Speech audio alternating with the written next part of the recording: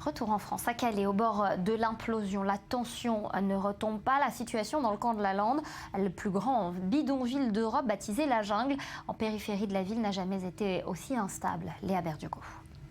Les responsables politiques locaux ont tenu une réunion exceptionnelle ce lundi. Objectif, trouver un traitement durable à la crise.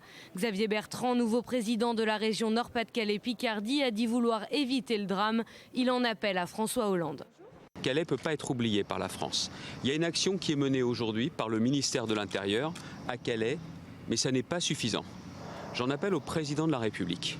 J'en appelle au président de la République pour qu'il vienne lui-même se rendre compte de la situation à Calais. Pas pour qu'on aille lui expliquer, pour qu'il se rende compte, qu'il entende les responsables économiques, qu'il entende la population de Calais. Xavier Bertrand dit souhaiter la tenue d'un conseil ministériel. Le but, se rendre compte de la souffrance à Calais et du drame que vit sa population sur tous les plans humanitaires, économiques et sociaux.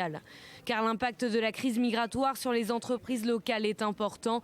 Dimanche, 2000 personnes ont manifesté pour soutenir les emplois. Ils ont réclamé un moratoire fiscal pour les entreprises de la région. La veille, 2000 personnes sont venues exprimer leur solidarité avec les migrants pour exiger des conditions d'accueil dignes. Au cours de cette manifestation, 50 personnes sont illégalement montées à bord d'un ferry. Après plusieurs heures de blocage, elles ont toutes été délogées par la police.